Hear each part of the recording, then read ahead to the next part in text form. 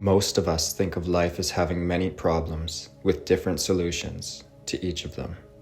But really our life is one situation, repeated over and over again, and therefore has only one cure.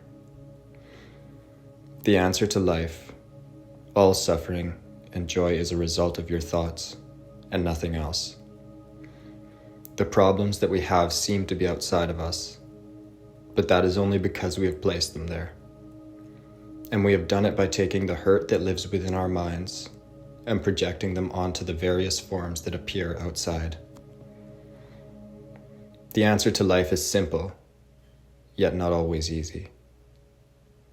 It requires that you take full responsibility.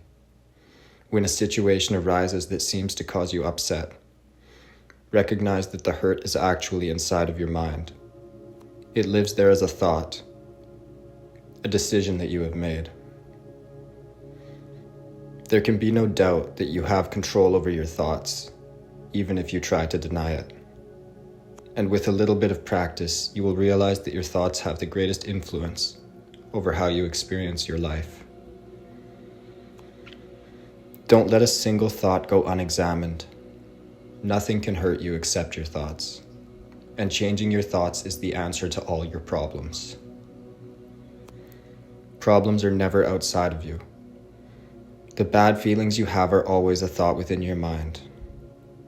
Remove your blame and take complete responsibility, but remember that this is not the same as blaming yourself.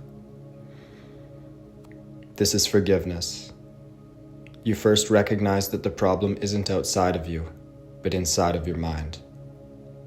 Secondly, you recognize that the problem comes from a decision you have made, and therefore you have the power to make another choice.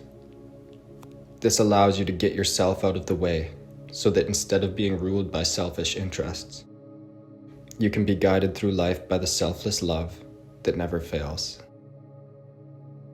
Up until this point, you have been wandering in darkness.